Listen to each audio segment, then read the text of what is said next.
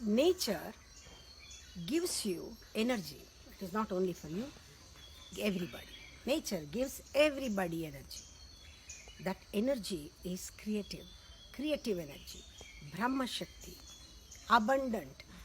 Abundantly it is available. The same energy becomes destructive. The creative energy becomes destructive when you obstruct it. When you obstruct, the creativity becomes destructive. When you don't allow it to flow, it becomes destructive. Now, the whole consciousness is that energy, ocean of energy, full of health. Inside the ocean arises, a complex arises, a knot arises, block arises, a stinking pool arises. That is a disease in the consciousness. The disease is the frozen block, that is self-conscious, that is ego. Self-consciousness is the frozen block in the consciousness. Consciousness has no idea of ego. Consciousness has no conflict with existence. That is individual, total, whole, has no problem with the existence. It is always one with the existence. The whole, the one enters into the whole enters into one constantly. Individual has no conflict with existence.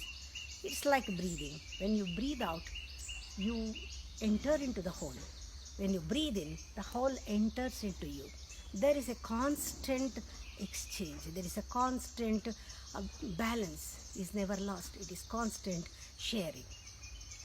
But self-consciousness, it knows only taking, not giving, grabbing, accumulating everything, holding everything. Actually, the self-conscious is dead, but it is there only in name. Consciousness is infinite. Consciousness is infinite life, full of life. Self-conscious is a non-surrendering attitude. There is fight, there is struggle, always. Frustration is certain.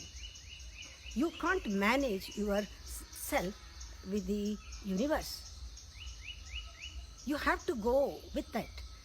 Without God, you are not successful. You minus God is failure, total failure. A change happens when you start dropping your conflicted attitude. You have to drop the conflicted attitude. Ego is a byproduct of your conflicts with existence. Your conflicted attitude is ego. The whole universe is beautiful. Nature is beautiful. You are part of it. You can't conquer nature. You can't conquer the whole. A part cannot conquer the whole. Being with the whole is harmony. Against whole is disharmony. Misery, pain, suffering is a result of disharmony.